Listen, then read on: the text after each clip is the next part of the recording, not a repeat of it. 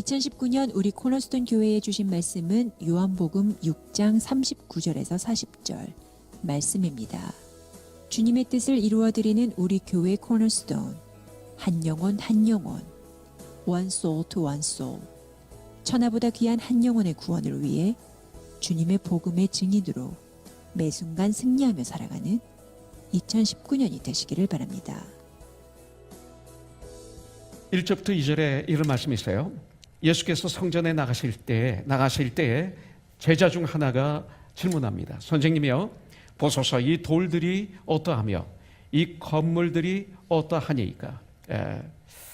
예수께서 이르시되 말씀하시기를 내가 이 큰 건물들을 보느냐?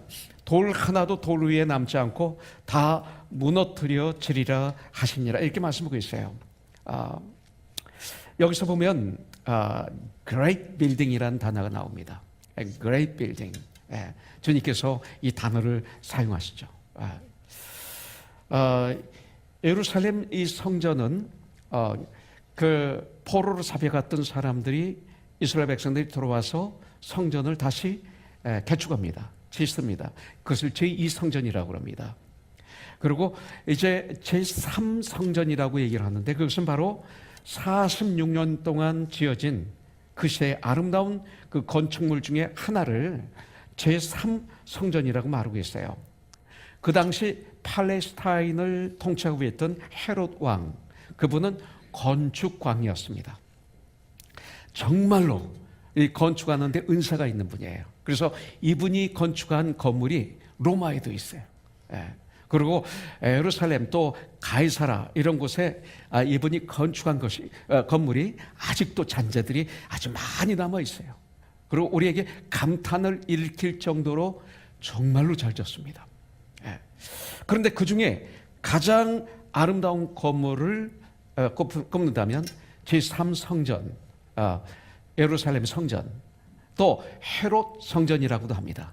그래서 이 성전을 꼽을 수가 있습니다. 46년 동안 개축을 했습니다. 그 당시 이 예루살렘 성전을 건축할 때 쓰여진 그 돌 하나가, 어떤 돌은 길이가 12m, 세로가 6m, 그리고 넓이가 3.6m, 그리고 높이가 6m가 되는 그런 돌을 사용했다고 말하고 있습니다. 성전뜰은 대리석으로 깔았습니다. 성전의 문은 노수로, 구리로 된 문을 달았습니다. 그래서 이 성전을 볼 때 그 당시에 모든 사람들은 위대하다, 입을 다물지를 못했습니다. 그리고 영원히 무너지지 아니할 성전이라고 생각을 했습니다.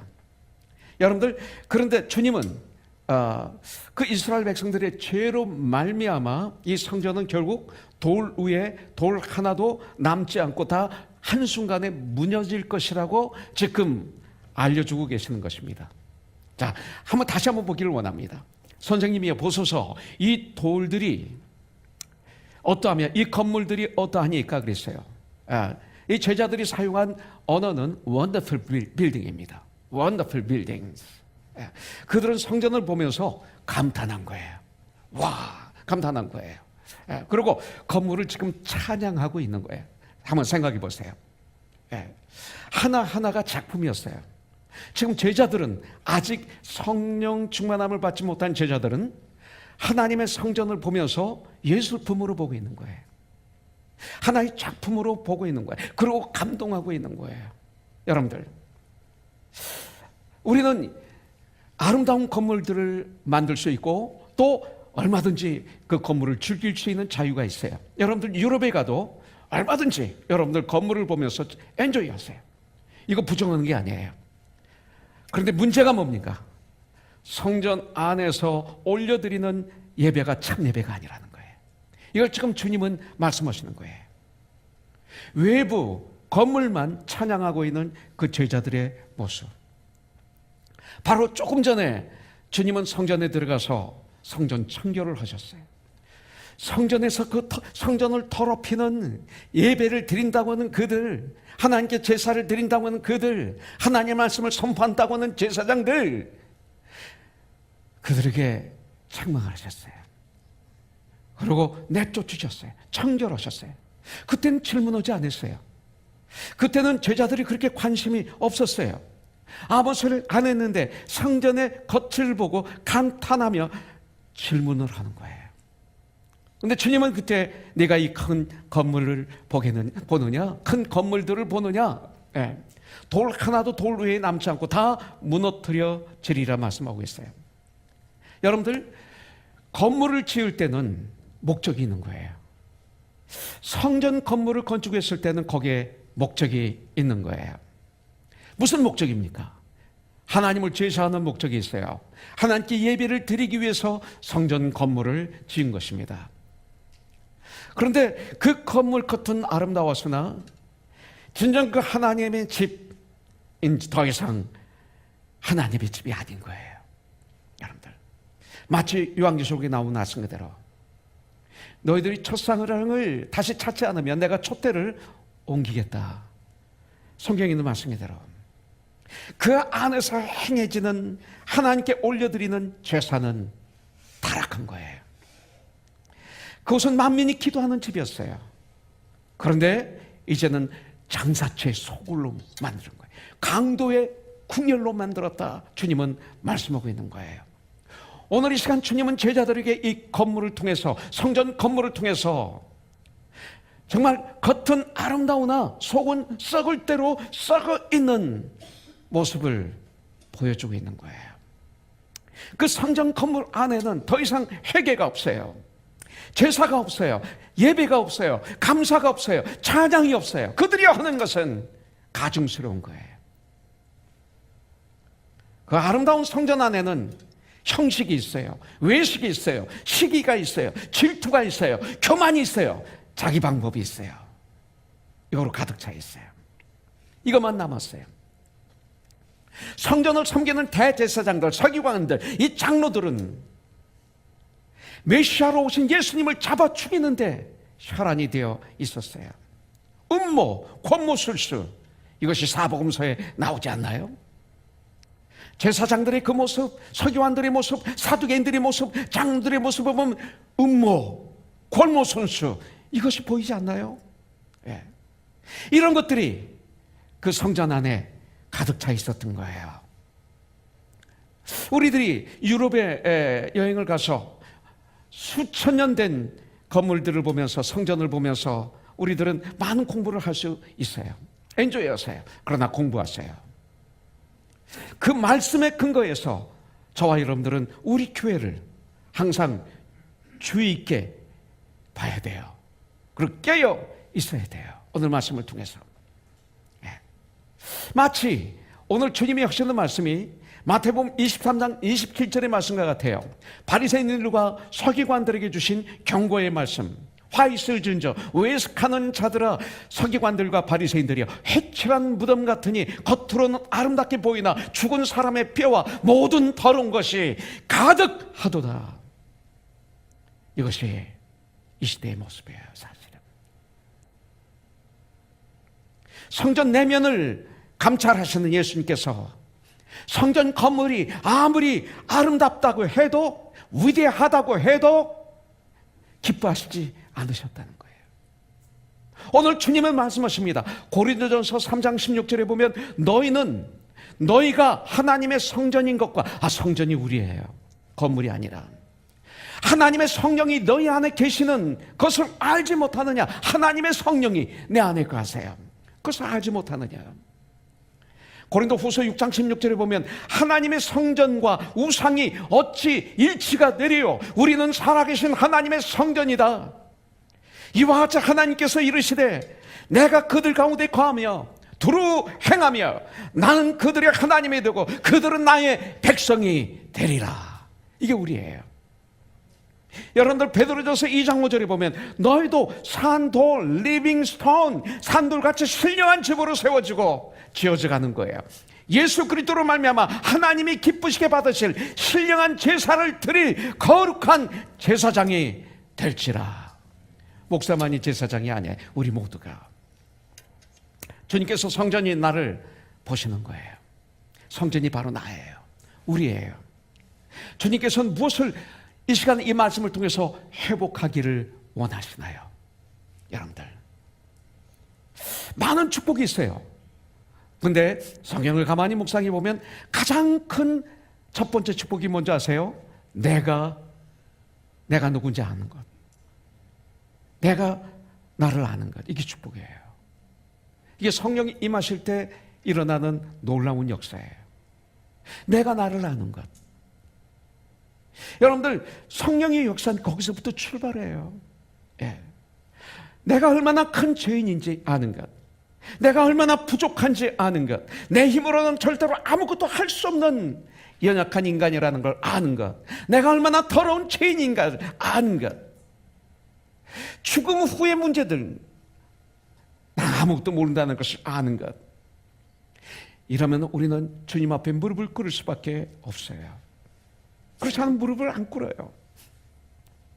여러분들, 그 순간 주님은 나를 도와주세요. 나를 붙들어 주세요. 그리고 죄의 문제를, 영생의 문제를 해결해 주세요. 이 세상의 삶, 어떻게 살아야 되는지, 무엇을 해야 되는지 올바른 삶 가르쳐 주세요. 이거 모르면 우리는 교회에서 엉뚱한 일을 하다가 죽음 앞에 피눈물 흘려요. 여러분, 이것을 하는 게 축복이에요. 여러분들, 나 같은 죄인 살리신 주의 놀라와 고마워. 잃었던 생명을 찾았고 광명을 얻었네. 존 뉴턴의 그 목사님의 이 찬양시, 그분의 간증, 여러분들, 그분의 신앙 고백은 나의 고백이 되고 말았어요. 텍사스 샌안토니오 텍사스에서부터 여기까지 수십 년 목회하는 가운데, 텍사스에서 목회할 때 이 찬양은 처음 시작해서부터 내가 이곳에 올 때까지 이 찬양은 예배 시간에 빠지지 않았어. 너무나 좋았어. 우리 교회에서도 처음 이 교회가 시작해서 얼마 전까지 이 찬양이 예배 시간에 빠져본 적이 없어요. 다시 할 거예요. 이것은, 이 신앙 고백은 바로 나의 목회의 시작이었고 지금도 예배에서 계속 울려 퍼지고 있는 나의 고백이에요. 오늘 이 시간 이 말씀을 통해서 우리들의 삶이 예루살렘 성전처럼 겉모습만 아름답지 않은지 바라봐야 돼요. 축복이에요. 바라볼 수 있다면, 외형적 모습에 나는 스스로 내가 나한테 속고 있는 것은 아닌지, 내 안에서 죄 용서하면 산제사가 매 순간마다 이루어지고 있는지, 내 안의 성전에서는 기도와 찬송이 간격스럽게 날마다 울려 퍼지고 있는지, 이걸 봐야 돼. 여러분들, 오늘 우리는 이런 사람이 되기를 전 축원해요. 죄 용서함이 날마다 이루어지는. 물론 회개를 통해서 영생을 얻었어요. 영생하던 우리들에게 회개의 삶을 주셨어요. 연약한 인간이기 때문에, 용서받은 죄인들이기 때문에 때때로 쓰러지고 때때로 실수하고 때때로 죄를 져요. 그때 뜨겁게 신이 나고, 그리고 정말 가슴을 틈며 통해 자복하며 주님 앞에 돌아오는 삶, 이게 회개의 삶이에요. 네. 이것이 날마다 이루어지며 감사와 찬송과 기도가 끊임없이 이루어지는 그런 성전으로, 그리스도인으로, 그리스도의 몸으로 회복되시기를 주님의 이름으로 축복합니다. 아멘. 자, 두 번째, 3절 5절에 나와요. 두 번째, 우리는 미혹을 받지 않도록 주의해야 돼요. 주의해야 되는데 미혹을 받지 않도록. 여기 블라인드를 지금 다 열어놨어요. 여러분들, 이렇게 열어놓은 게 여러분들에게 처음일 거예요. 자, 이 말씀 때문에 한번 열어봤어요. 3절 5절. 예수께서 감람산에서 성전을 마주대하여 앉으셨을 때, 자, 여러분들이 이틀 전에 이 말씀을 큐티로 하실 때 이 말씀을 와닿는지 모르겠어요. 이 말씀이 와닿으셨습니까? 예수께서 감람산에 올라가셨어요. 성전을 마주대하여 앉으셨을 때, 이 말이 뭐냐면, 성전은 예루살렘 위에 있는 거예요. 예루살렘도 산이죠. 모리아 산이 예루살렘이에요. 예. 근데 거기에 성전이 있는 거예요. 예. 그 다음에 이 감람산은 골짜기를 통해서 이쪽에 감람산이 있는 거예요. 그래서 여기서 예루살렘 성전을 볼 수가 있는 거죠. 근데 예수님이 예루살렘 성전을 배경으로 이렇게 앉으신 거예요. 이렇게. 제자들이 지금 예루살렘 성전을 보게 하는 거예요. 지금 성전 청결부터 시작해서 제자들이 성전을 가지고 질문한 거에 근거해서 계속 성전을 놓고 지금 주님은 제자들을 지금 교육시키고 있는 거예요. 이것이 굉장히 중요해요. 그러니까 그림을 그려보세요. 한번 이 말씀을 묵상할 때 그림을 그리시면 좋아요. 실상의 그림을. 그러니까 성전을 지금 보고, 제자들은 지금 성전을 보고 있는 거예요. 주님이 앉으셨어요. 그 위에 제자들이 쭉 앉아서 지금 듣고 있어요. 그래서 저도 문을 활짝 열었어요. 블라인드를.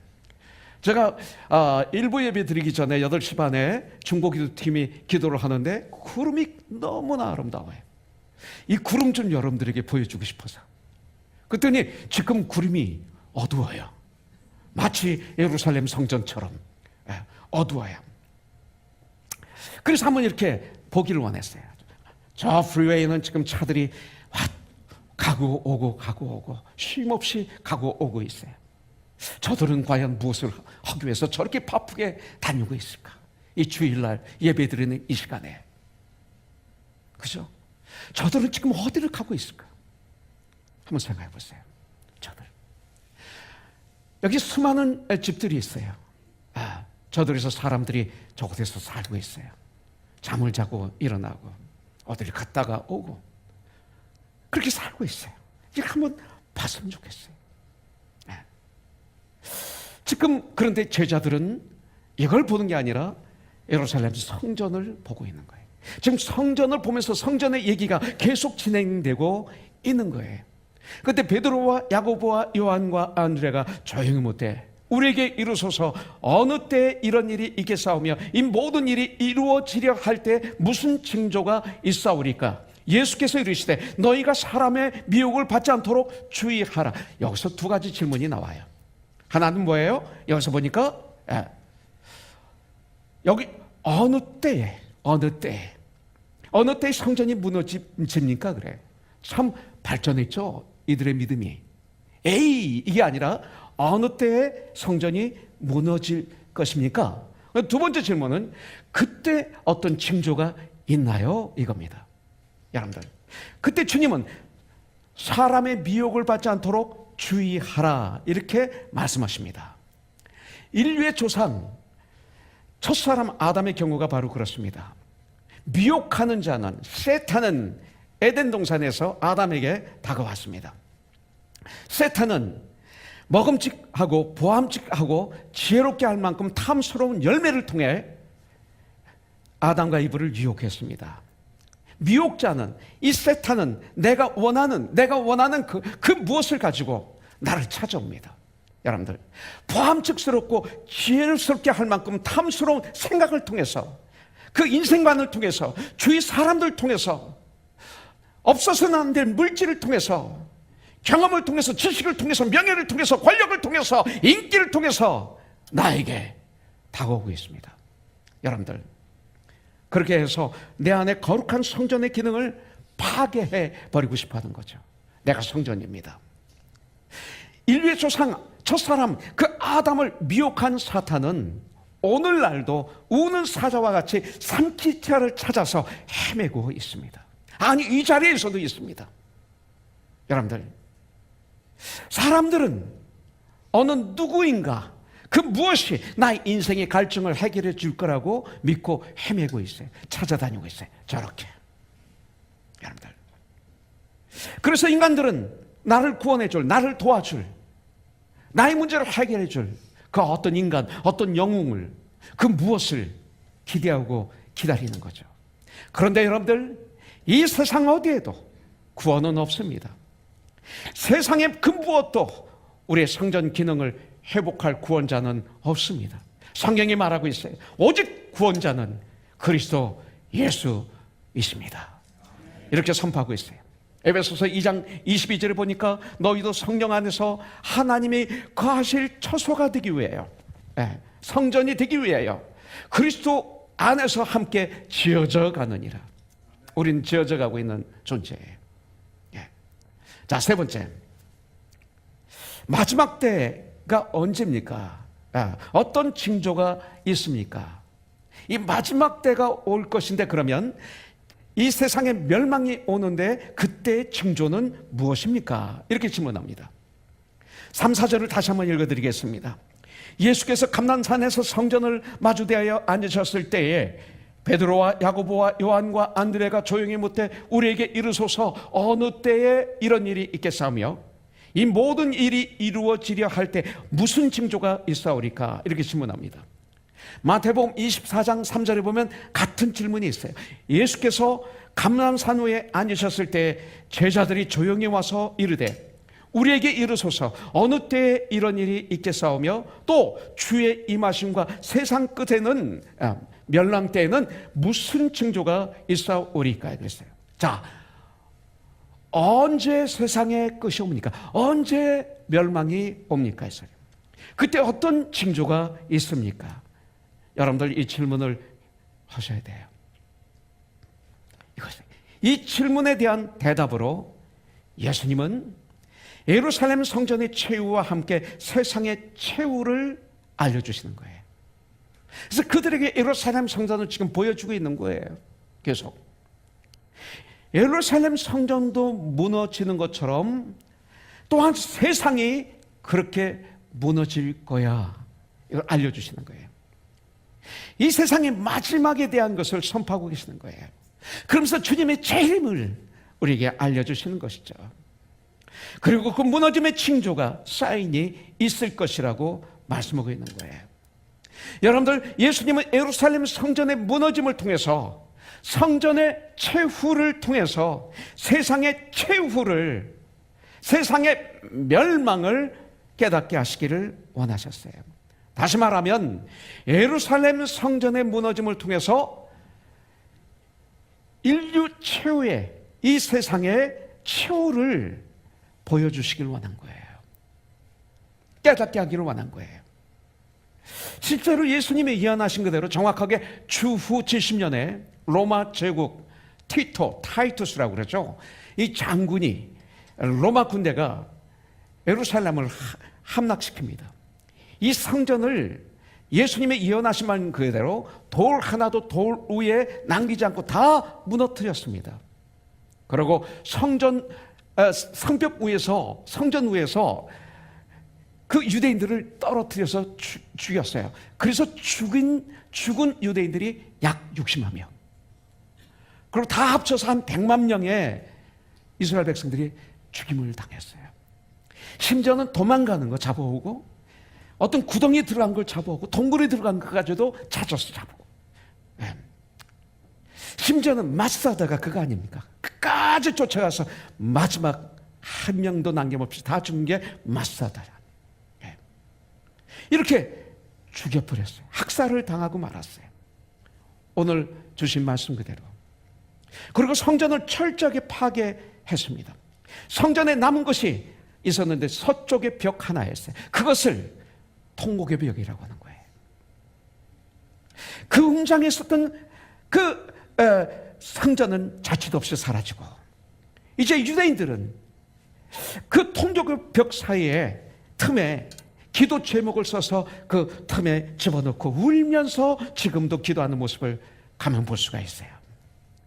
이렇게 예루살렘 성전이 주님께서 예언하신 그대로 완전히 무너졌다면 세상도 주님이 예언하신 그대로 무너지지 않겠습니까?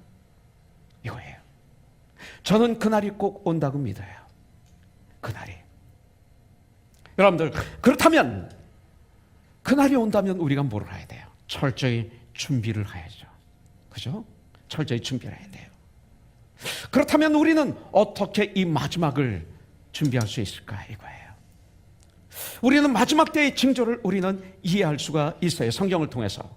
7절부터 8절에 보니까 난리와 난리의 소문을 들을 때 두려워하지 말라. 이런 일이 있어야 돼. 아직 끝은 아니니라 그랬어요. 그러고 난 다음에 8절에 보니까 민족이 민족을, 나라가 나라를 대적하여 일어나겠고 곳곳에 지진이 있으며 기근이 있으리니 이는 재난의 시작이니라. 이렇게 말씀하고 있어요. 여러분들, 재난의 시작이라. 끝이 아니고 재난의 시작이다. 이 징조는 지금만 일어나는 것이 아니고 과거에도 일어나고 있었고 앞으로도 있을 것이다 가르쳐주고 있어요. 이 징조를. 이 징조는 어느 시대에나 있을 수 있는 징조인데, 근데 문제는 뭐예요? 이 징조가 빈도수가 점점 높아지고 있다는 거예요. 그 스케일이 점점점 커진다. 이렇게 주님은 우리에게 가르쳐주고 계세요. 그래서 그것이 엄청난 환난을 형성하고, 그리고 예수님은 그때 곧 오시게 될 것이다. 인류는 이 세상은 멸망하고 그 주님이 오실 것이다. 이것이 바로 성경이 말씀하시는 역사예요. 이것이 바로 역사예요. His story. 예수님의 이야기. 이것만이 진실이에요. 역사는 재림을 향해 가고 있는 거예요. 역사는 누가 뭐라고 해도 이 재림을 향해서 지금 달려가고 있는 거예요. 그런데 재림 전 이런 징조가 커질 것이라 그랬는데, 오늘 말씀을 통해서 보면 세 가지 징조로 나눌 수가 있어요. 첫째는 종교적인 미혹이에요. 5절부터 6절에 보니까 예수께서 이르시되 너희가 사람의 미혹을 받지 않도록 주의하라. 많은 사람이 내 이름으로 와서 이르되 내가 그러하여 많은 사람을 미혹하리라. 종교적인 미혹, 이거예요. 내가 크다, 내가 메시아다, 이렇게 말하게 될 것이다.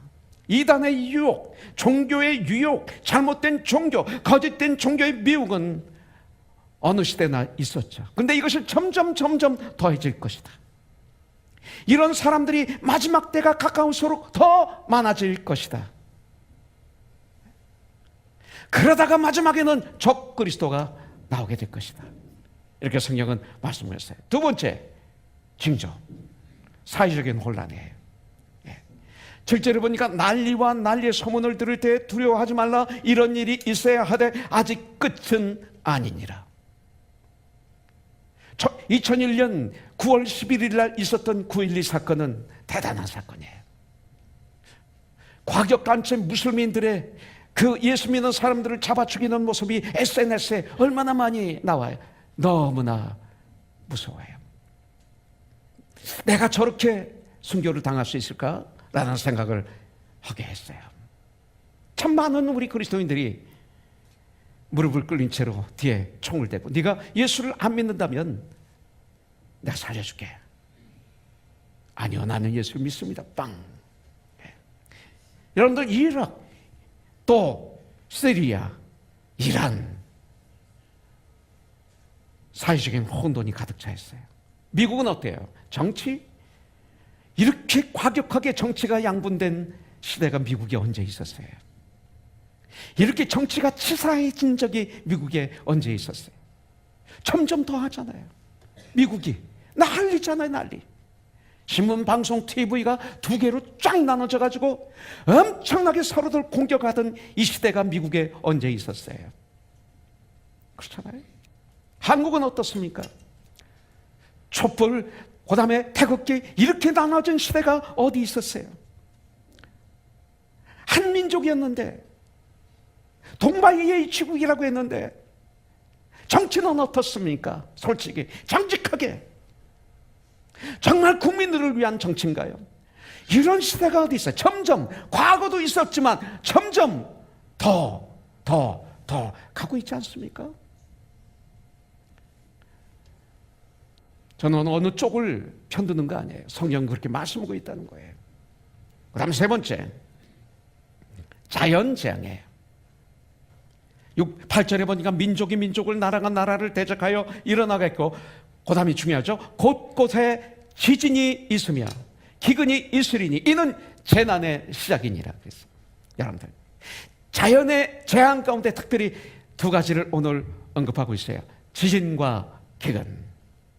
여러분들, 지진과 기근이 증가가 된다. 점점 증가가 돼. 지진의 역사를 보면 지진의 횟수가, 빈도가 점점 증가되고 있어요. 그리고 그 지진의 스케일이 점점 커지고 있어요. 지진이나 태풍이나 쓰나미 같은 것이 18세기에 있는 지진이 전 세계를 통해서 약 640회가 있었다고 그래요. 19세기에는 2119번, 20세기에는 2만 번, 한 10배가 뛰고 말았어요. 과학 문명이 이렇게 발전했는데 지진이, 쓰나미가, 태풍 등으로 수많은 사람들이 사망했어요.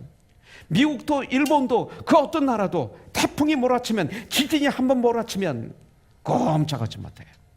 다 손을 놔야 돼. 또 하나 성경은 자연의 재앙으로 기근을 언급하고 있어요. 기근. 이 미국이 지금 잘 살기 때문에 풍성하게 보이지만 미국서도 굶어 죽는 사람이 있는 거 아세요? 그리고 전 세계를 보면 굶어 죽는 사람이 날마다 있어요. 전 몇 년 전 북한에 들어갔을 때 기근으로 고통을 받고 있는 그들의 모습을 눈으로 생생히 봤어요. 너무 배가 고파 진흙을 먹어서 배가 펄럭 나왔어요. 대장이 막혀 죽은 어린아이를 저는 사료원수 봤어요. 접경지대를, 중국과 이북과 접경지대를 떠돌고 있는 북녘 땅의 어린 소년 소녀의 모습을 난 봤어요. 지금도 그 모습이 각인이 돼가지고 잊혀지지가 않아요. 여러분들, 오늘 큐티를 통해서 무화과나무 비유를 통해서 마지막 때가 온 것을 알라 그러셨잖아요. 여러분들, 바람이 불고 번개가 치고 그리고 벼락이 치면 우리는 큰 비가 올 것을 압니다. 그래서 그 비 올 것을 대비하죠. 이런 일련의 징후를 우리가 볼 때 사랑하는 우리 코너스톤 형제자매님들, 그 마지막이 가까우고 있다면 저와 여러분들은 무엇을 준비해야 될까요? 무엇을? 이거예요. 마지막 때의 징후를 우리가 알아야 될 뿐만 아니라 그렇다면 무엇을 준비해야 될까요? 마가복음 13장 32절을 보니까 그날이 언제입니까? 그랬는데 답이 그러나 그날과 그때는 아무도 모르나니 하늘에 있는 천사도 아들도 모르고 아버지만 아시느니라. 그러나 그날은 아무도 모른다. 그렇기 때문에 너는 주의하라, 깨어 있어라, 이렇게 말씀합니다. 그러면서 아무도 모르게 하신 이유, 이것을 우리에게 알려주시는 거죠. 33절부터 37절에 보니까 주의하라, 깨어 있어라, 그때가 언제인지 알지 못하기 때문에 주의해야 된다, 깨어 있어야 된다.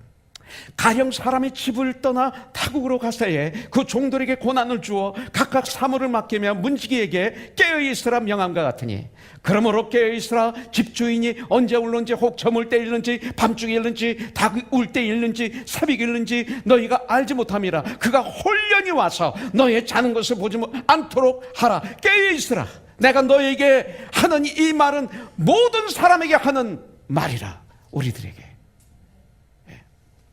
주님이 날짜를 정해 주시지 않으셨어요. 알려주지 않았어요. 만일 날짜를 알려주셨다면 어떻게 될까요? 그날까지 실컷 놀다가 방탕한 삶을 살다가 오시기 몇 시간 전 회개하고 주님을 맞이하면 됩니다. 우리 주님은 창조주세요. 나를 창조하신 나의 주님, 나에 대해서 가장 잘 아세요. 우리를 너무나 잘 아세요. 이것이 바로 축복이에요. 안 알려주는 게 축복이에요. 깨어있게 하기 위해서. 여러분들, 그렇기 때문에 정말 종말론적 삶의 태도란, 말세의 삶의 태도가 뭡니까? 여러분들, 일부 예배 때 우리 그 형제 이름이 갑자기 태원 형제가 찬양에 승리라는 찬양을 했는데, 오늘 말씀과 가사가 딱 맞네. 한번 들어보세요. 나중에 들어보세요. 이거예요.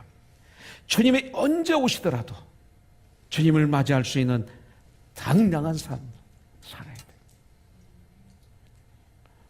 그리고 부끄럽지 않은 삶을, 주님 보시기에 나의 믿음의 형제들이, 자매들이 나를 보기에, 세상이 나를 보기에 여러분들 부끄럽지 않은 삶, 마치 갈라디아서 1장 10절 말씀 그대로 사도 바울이 이렇게 고백하죠. 이렇게 외치죠. 내가 사람들을 기쁘게 하랴, 하나님을 기쁘시게 하랴. 내가 지금까지 사람들을 기쁘게 하는 종이었다면 나는 하나님의 종이 절대 아니니라. 여러분들, 부끄럽지 않은 삶, 날마다 준비하고 살아가는 것, 바로 그 깨어있는 삶, 이것이 종말론적 삶이라고 전 믿습니다. 이 삶을 우리가 살아야 돼. 이것이 바로 그런 삶이에요. 이것이 바로 성도의 삶이요, 이것이 바로 성전의 삶, 성전된 그리스도의 몸된 그리스도인의 삶이라고 우리에게 가르쳐 줬어요. 그러면서 종말론적 삶은 어떤 삶이냐? 9절부터 10절에서 가르쳐 주고 있어요. 복음을 전하는 삶이다. 이렇게 가르쳐 주고 있어요. 9절부터 10절에 보니까 너희는 스스로 조심하라. 사람들이 너희를 공회에 넘겨주겠고 너희를 회당에서 매질하겠으며 나로 말미암아 너희가 권력자들과 임금들 앞에 서리니 이는 그들에게 증거가 되려 함이라. 또 복음이 먼저 만국에 전파되어야 할 것이니라. 이 세상 모든 나라에 복음이 전파되면 주님이 제일 멋진다. 이렇게 가르쳐주고 있어요. 성전의 기능이 뭡니까? 자, 성전은 건물이 아니라 바로 우리입니다. 우리를 성전은 그리스도인이라고 말하죠. 사도행전 11장 26절에 보면 베드로전서 4장 16절, 사도행전 26장 28절 세 번 그리스도인이란 단어가 나와요. 자, 그리스도인, 또 다른 곳에서는 그리스도의 몸, 또 다른 곳에서는 하나님의 가족, 이렇게 말하고 있어요. 그런데 오늘은 성전, 그랬어요. 이 성전의 기능의 본질은 뭡니까? 우리가 해야 될 일이 뭔가요? 예배예요. 예배입니다. 어느 면으로는 예배는 전도보다 더 중요해요. 전도가 굉장히 중요해요. 전도보다 중요해요. 왜냐하면 요한계시록 보세요. 앞으로 천국에서 우리가 영원토록 할 일이 뭐예요? 예배예요. 예배. 그래서 이 땅에서 조금 맛보는 거예요. 근데 조금이 아니라 우리 삶이 예배의 삶이 돼야 되죠. 예. 그래서 예배를 회복하는 것이 축복 중에 축복이에요. 그리고 또 다른 하나가 있어요. 두 손이 있는데 예배, 하나는 복음 증거예요. 여러분들, 성전에서는 이 하나님의 사랑이 전해져야 돼. 우리들끼리 하나님의 사랑이 전해지지 않으면 이게 문제 있는 코너스톤이에요. 우리가 성전이잖아요. 하나님께서 독생자 예수 그리스도를 나를 위해서 구원자로 보내주셨어요. 믿는 자에게 구원이 있다는 이 복음이 전파돼야 돼요. 여러분들, 이것이 성전 기능의 중요한 본질이에요. 저와 여러분들. 그래서 one to soul, one soul to one soul, 이것이 올해 우리 교회 주제가 된 거예요. 근데 이 복음은 세상이 말하는 방법과는 완전히 달라요. 이 복음은 세상 철학과 사상과 경험과는 완전히 반대예요. 성전이 이 복음 전파에 힘쓸 때 세상에서는 우리들을 배척한다고 오늘 말씀하고 있는 거예요. 12절 13절에 보니까 형제가 형제를, 아버지가 자식을 죽는 데에 내주며 자식들이 부모를 대적하여 죽게 하리라. 또 너희가 내 이름으로 말미암아 모든 사람에게 미움을 받을 것이니 끝까지 견디는 자는 구원을 받으리라. 지금 우리 조국을 볼 것 같으면 부모와 자식 간에 사상 때문에, 개념 때문에, 관념 때문에 원수가 되어 있는 가정이 아주 많아요. 대화가 안 통해요. 복음으로 이걸 깨트려야 돼요. 교회도 마찬가지예요. 솔직해야 돼요. 솔직히 그래요. 겉은 멀쩡한데 안엔 그래요. 이거 깨트려야 돼요. 복음은 여기서부터 시작해야 돼요. 제가 원하는 게 여기에 가득 채우는 겁니까? 저 그거 아니에요. 지금도 힘들어요. 저는요. 지금도 여러분들 저에게는 너무나 과분해요. 여러분들 섬기는데 내 능력 가지고 내 힘 가지고는 과분해요. 목동은 양을 알아야 돼요. 양의 음성을 이 음성이 듣고 양은 목동의 음성을 들어야 돼요. 양이 어디가 아픈가를 알아야 돼요. 목동이 양의 이름 불면 그 양이 음해하고 나와야 돼요. 그게 성경에서 말하는 예화예요. 물론 목자가 누구? 예수님이시죠. 그러나 저를 목사라는 은사로 부르셨어요. 내가 성도님을 그렇게 알아야 돼요. 성도님들 그렇게 인도해야 돼요. 천국까지. 마치 사도 바울이 고린도전서 11장 1절에 한 말씀 그대로 내가 그리스도를 본받은 자가 된 것처럼 너희는 나를 본받은 자가 되라고 외치면서, 그렇게 삶을 살면서, 그렇게 쓰러지면서, 그렇게 또 일어나면서, 그렇게 승리하면서 한 발 한 발 천국을 향해서 걸어가야 돼요. 그리고 따라와야 돼요. 이게 목사의 사명이에요. 난 그것도 힘들어요 지금. 완소울 또 완소울이 이 교회를 가득 채우라는 거 아니에요. 완소울이 바로 나와 여러분들이에요. 바로 서야 돼 우리가. 그리고 한 영혼이 천하보다도 귀한 그 한 영혼, 이것이 바로 완소울 또 완소울. 내 가정 있잖아요. 그 한 영혼이, 내 아내가, 내 남편이, 나의 부모가, 내 직장, 내 사업체, 이게 한 영혼이에요. 올해 이것을 그렇게 살아가야 되는 거예요. 그러면 말세를 준비하게 되는 거예요. 여러분들,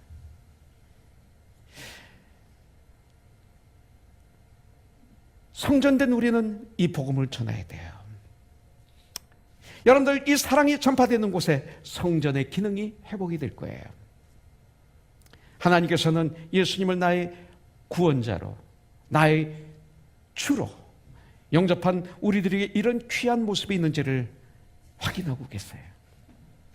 우리의 마음을 하나님의 사랑과 계획으로 가득 채우는 이 시간이 되길 주님의 이름으로 축복합니다. 내 마음을 다른 거로 채우지 마세요. 그리고 그 놀라운 하나님의 사랑과 계획을 소망도 없고 외롭고 왜 지금 내가 살고 있는지 알 수도 없고 알지 못하는 절망 속에 살아가고 있는 바로 내 가정의 이웃에, 세상 사람들에게 이 복음을 전해야 돼요. 그래서 에베소서 6장에서는 전신갑주 중에 평안의 복음에 예비한 신발을 신고, 이런 신발을 신은 자는 복이 또다 로마서에 나오잖아요. 10장에. 여러분들, 이 일을 감당해야 돼요. 세상에 전하는 거예요. 그렇게 사는 우리 참된 성전이 되기를 주님의 이름으로 축복합니다. 이것이 완소 두 완소, 한 영혼 한 영혼, 올해 코너스톤에게 주신 주제, 내 아버지의 뜻은, 내 아버지의 소원은, 주님은 요한복음 6장 39절부터 40절의 말씀하고 있잖아요. 이 일을 해야 돼요. 이 일은 쉽지 않을 거예요. 그러나 전쟁해야 돼요. 그죠? 미셸 집사님. 그러면 주님이 도와주세요. 이것이 바로 우리의 삶이에요. 이것이 정말 예수 안에 가면 진정한 행복이에요. 정학 선생님. 그죠? 이것이 우리가 사는 이유예요. 그래서 저는 이 말씀을 참 좋아해요. 고린도전서 15장 58절. 그러므로 내 사랑하는 형제들아 자매들아, 견실하며 흔들리지 말며 항상 주님의 일에 더욱 힘쓰는 자들이 되라. 분명히 이는 너희 수고가 절대로 헛되지 않은 줄을 아멘이라. 여러분들, 이런 한 주가 되시기를 주님의 이름으로 축복합니다. 아멘.